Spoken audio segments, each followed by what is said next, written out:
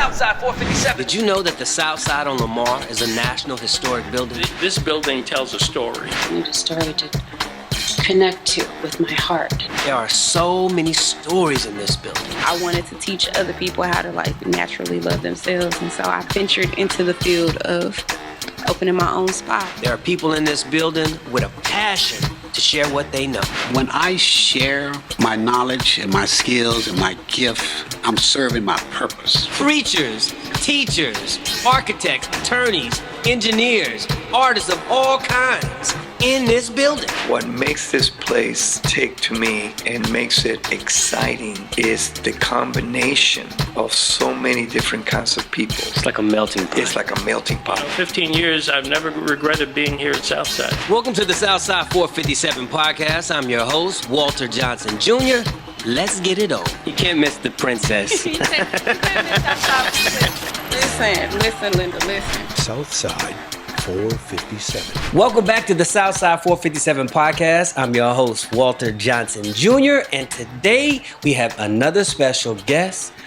She is the new owner of the Opening Bell Coffee Shop at the Southside on Lamar Complex in Southern Dallas. Welcome to the show, Julie Blucker. Thank you. Thank you, Walter. How are you, Julie? I'm doing great. How are you?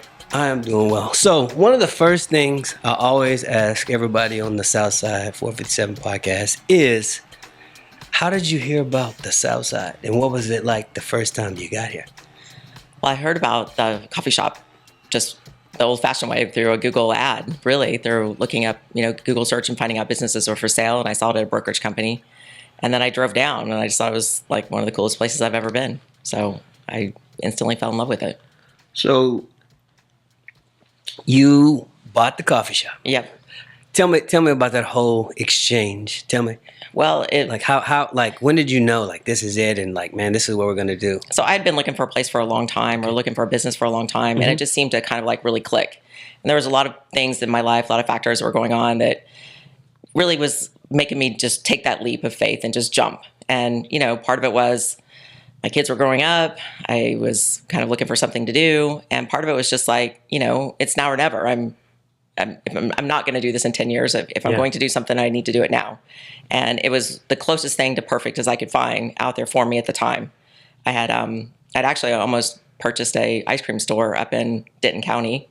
And it just, I was really close to signing on the dotted line. Yeah. But it just wasn't playing out the way I wanted. And I just couldn't really see me being there every day. Yeah. And I couldn't see me really building a life around it, or building a community around it, even though there was a community there. There is a community there, but I just couldn't see me in it as much.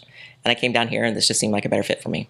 So what do you think about Southside, the whole community here? It's the most amazing community. Community. It's just amazing. Yeah. I mean, not only just the artwork and the talent and the people, but the people have been the most generous, kindest, welcoming people that I could ever imagine. It's like a little city, huh? It's completely a little city. A little city. It is a little city south of Dallas. Yeah. And everyone, in one building. In one building, and everybody knows everyone, and everybody helps everybody, and everybody's very supportive. And I just can't tell you the outreach of people that have come in, like yourself, and just really welcomed me into the community and the building. And I feel very blessed to be here. Well, thank you. Okay, so now we're getting to the meat of it. So, Julie, who is Julie, and what's your journey? Who's Julie Blucker? I don't know. Can you tell me? I mean, I'm still trying to figure it out too. So where are you from? I'm from a little town in Kansas. Grew up in Kansas. Bopped around the world a little bit with my husband in the military. What town in Kansas? El Dorado. El Dorado. It's just a little east of Wichita. Okay. Got married. Well, I kind of left there on my own before I met my husband, and kind of traveled around a little bit, and then came back, and then met him, and then we traveled around a little bit with him being in the Air Force. And then, I settled in and had kids and did the mom thing, and did it proudly and did it well, and was happy that I was blessed enough to stay home and be a stay-at-home mom. Yeah. So so you said you're a stay-at-home mom. I was. I'm a retired stay-at-home mom now. A retired stay-at-home mom. So what got you wanting to start your own business? I think I always had. I always wanted to do something with, I really felt like I was never going to not do something. I didn't ever grow up thinking I was just going to be a stay-at-home mom. I grew up thinking I was going to have a career or a job or something. And, life just kept getting in the way of that in a sense that it was just putting it off a little bit more. And so I just, like, I think I said in the other podcast I did, like, I just really felt like it was my turn. Like, if a lot of people have asked me, were you just bored? You just didn't have anything to do? I had dabbled in a lot of like nonprofit type things, or I'd done some volunteer work, or I had a little portfolio of rental properties and stuff. But I really just felt like once my kids grew up that I would find something else to do. And so it's my turn. So this is what I'm doing. I got you. So we're gonna go a little heavy, be a little heavy. Uh-oh. You already know. So the thing is, I talked to you a little bit about like what happened to your hand and everything else, and I didn't go into it too deep because I knew we were gonna have a podcast, and I wanted it to be new. Yeah, I don't remember what I told you or what I didn't tell you. So it's brand new. Okay. So explain what happened and how. And I got some other questions too, but just what happened? What happened was I was a scuba diver in Japan. I was working outside of one of those submarines. Hold on a second. Yeah. A scuba diver in Japan. Yes. I didn't tell I you. thought you just stay at. Okay, go ahead. Go ahead. This is before I became a mom. Okay, that part blew me. Yeah. A scuba. It's gonna get more. Go Yeah. So this is right after I got married. I've been married about a year. Okay. I was traveling around with my husband, looking for a little part-time job, and I took this job working on one of those submarines. Yeah. One of those passenger submarines where people get to go in and the submarine takes you around, and then they, it's a little touristy type thing. Gotcha. And so my job was to swim around on the outside of it and feed the fish or collect seashells or whatever and show the people in the window. And although I don't remember my accident, what we think happened is in my hair, maybe I got too close to the thrusters of it, and I got pulled up into the thrusters of the submarine, and I reached up to grab it, and it pulled me up, and my hands got caught in the in the propellers of that. Walk me through the process of dealing with that kind of injury and the recovery process, and then just getting your whole mind around, like, this is my life, and being able to be okay with. It was a journey for sure. It was a process. It took several years for that to kind of, and there are days where I still wrestle with it. And still, even just like buying the coffee store brought on a whole new sense of anxiety a little bit because I didn't go in and play with the coffee machine before I bought the store, and I probably should have, honestly. Yeah. But the process of the healing was, 20 or 25 surgeries, lots of physical therapy. They actually took what they could off of, various other parts of my body to save the little bit of the hand that I had left. They actually took the fingers off my left hand. So the hand that I have now is actually constructed from the fingers that were from my left hand that they took my left hand off and sewed onto my right hand, and to create one working hand as best I could. So they took lots of muscles and tissue and that stuff from other parts. So that was a journey. That was a couple years, a few years of that. And it was, it was a roller coaster for sure. When did you say, okay, I'm going to pull myself up, I'm not going to wallow in this thing? Or did you spend time? Oh, yeah. Of course, I spent time wallowing. So I think it's important to share that with people because... Well, it was horrible. I mean, it was a long time ago, first of all. It was long, it was 20-something years ago. Yeah. But I was a young girl, and I was only 28 or 29 when it happened. And I had just gotten married, so that was hard. We kind of went through those emotions with my husband. And, there was a lot of wallowing, a lot of why me, or a lot of, am I going to be able to get through this? And there was a lot of, I never got to the point where I didn't think that I couldn't, but there was a lot of self-loathing and a lot of sadness that went along with it, and a lot of just, anger, mad at God, mad at the powers to be, mad at fate, mad at myself. Honestly, I was really mad at myself. In the end of the day, I was really just upset with myself that I put myself in that position to get hurt in the first place. I'm not a person that normally blames other people for things in their life. And I had already, I felt like I had already went through a bunch of stuff in my life before that. So I thought that whenever God always said, people say, oh, no one's going to give you anything you can't handle, or this only makes you stronger, things like that. I thought I had already arrived at that point before that. So I thought I already done things that had checked those boxes that made me strong already. So I was a little mad about a lot of things. Yeah. And you're like, I'm strong already. I'm already strong. Yeah. I always say that that's true. Like, if God only gives you what you can't handle or whatever. I'm like, in my next life, I just want to be weak. I want to be a dandelion. I want to be one of those people that they look at and go, don't say anything to upset her. She'll cry. She'll cry. She'll cry. Because I'm not a crier now. So, but I am resilient. I'm a resilient person. And I think that through this, you have to learn that you can't control everything, that you really can't control much of anything. There's very little that can't be taken away from you. And you better learn how to find another way. Because if something's in your way, don't necessarily try to go through it. Just work around it and figure it out and find another way. There isn't always another way. Say that again. You said there's very little that can't be taken from you. Can't be taken from you. Right? There's very little that can't be taken from you. Everything can you can lose everything. Yeah. I used to say, you know what? I can walk away from anything. Yeah. There's, and then I got a divorce, and then that was probably one of the most challenging times that I'm gonna have to eat all that. I could walk away from anything. Right? It's hard. And so it's like, okay, so ended up. But anyways. Yeah. But so what was? Do you have a breakthrough moment where you can go back and say, this was the moment where I kind of put all this aside and I went forward from here? I had probably a lot of those moments where, I thought, okay, I'm not going to be able to do one thing or I'm not going to be able to do another.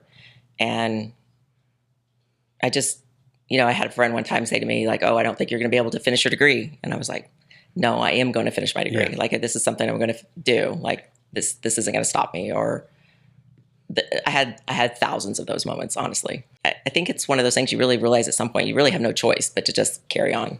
Gotcha. And you really just, if you want to have a life at all, you can't let it define you, or you can't let it mandate everything about your life, which it does in a way, because it does mandate everything that I do in life. But I don't know if I had that aha moment where I sat down and just looked at myself in the mirror and said, okay, you're going to either figure this out or you're going to wallow in it forever. Gotcha. I think I always knew I wouldn't wallow in it forever. I'd already been through a bunch of other stuff. So this was just one more thing. So what would you say, any words of wisdom that you would give anybody that is going through anything like that? Yeah. I do actually do some peer counseling with other amputees. I've worked with some before, and a lot of people have asked me a lot of questions like, how do you get through this, or how do you get through that? And I have specific questions that here's how you're going to learn to tie your shoes, or here's how you're going to do this. But as far as like the practicality of an injury like this, I say make everything in your life fit your injury, if possible. Make everything fit to what you can do, so that you're not in a constant state of frustration.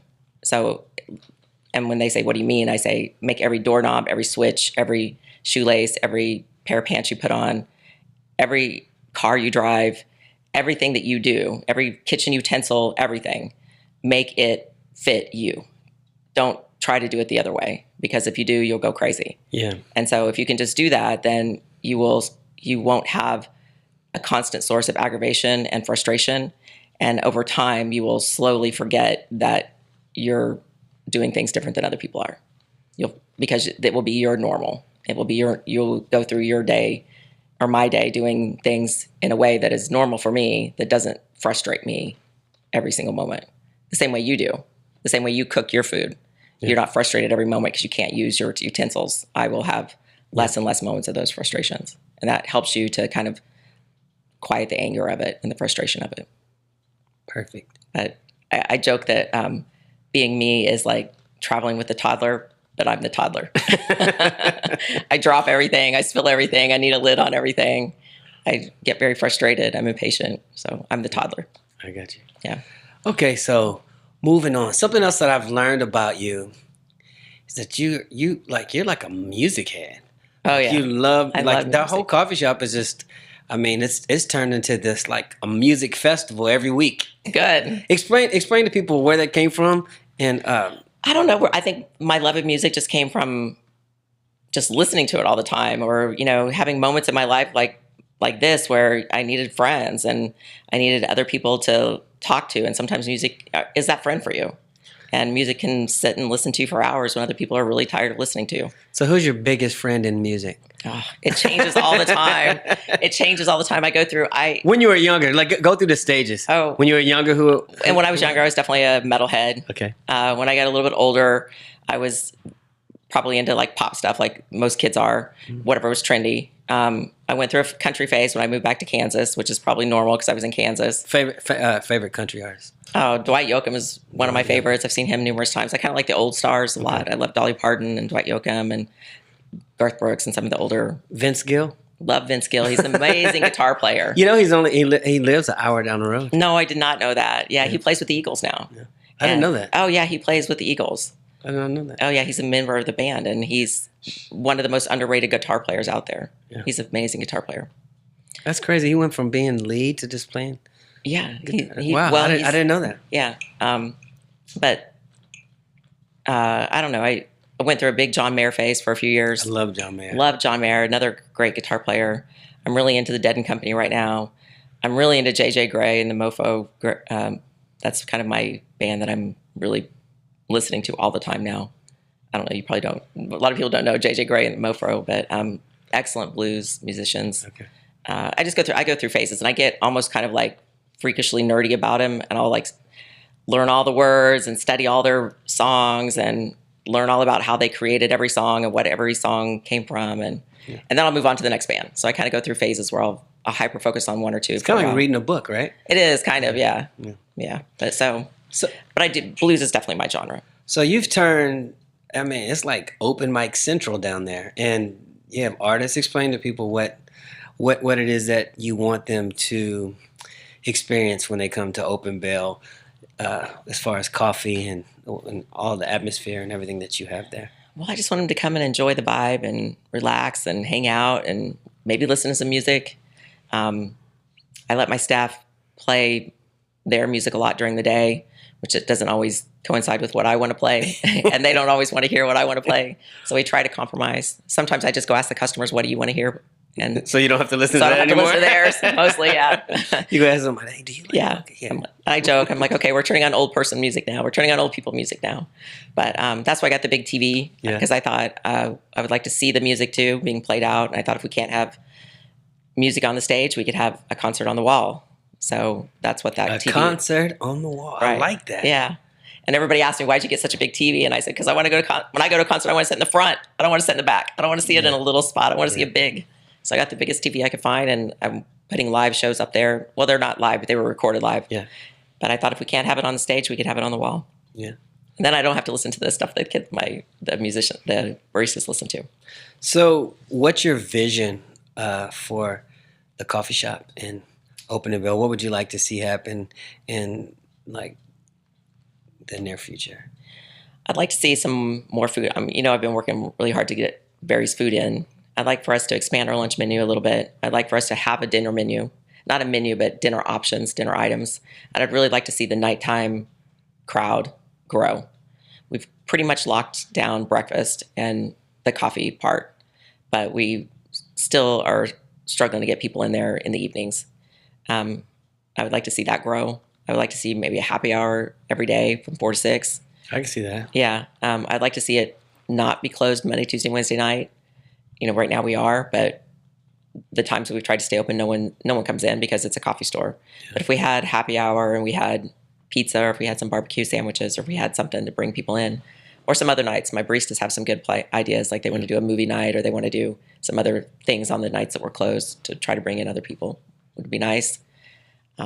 We just extended our open mic from 3 to 6, so it's growing and getting bigger every weekend. So that's great. It's on Saturdays. I'd like to see some bigger names come through. I'd like to see John Mayer on my stage. Okay, hey, that's a good. Right. It's not too far fetched. No, it's not too far fetched. So, what's something that people don't know about you? Oh, I don't know. There's probably a lot people don't know about me. I'm usually not such an open book, I don't think. So, Let's think something. I'll tell you something that's true. She says, I usually don't talk all this. I usually don't talk that talk. much. I usually let other people talk. Something funny or something for like meaning. Whatever. Truthfully, I almost got fired once at a restaurant for making a cappuccino wrong when I was a wait staff there a long time ago. Thought that was kind of funny. And now you own a coffee. Now I own a coffee store. It's true. I don't know. I have 3 kids, and you probably don't know that about me. Most people do. I think most people don't know my story of my accident. So now we've told that story. Yeah. There's a lot of people don't know about me, but they're probably not always the best stories to tell. Okay. So tell me what's the favorite thing about being at Southside? The people, for sure. The community, the people. I can't tell you.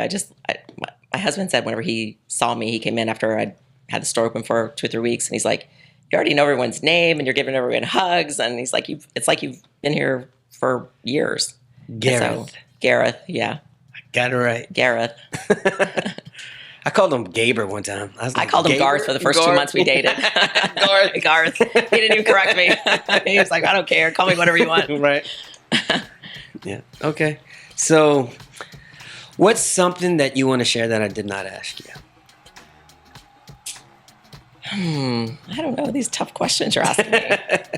I have a lot of practice. You do have a lot of practice, and you wouldn't give me any of these ahead of time either. You made me on the spot.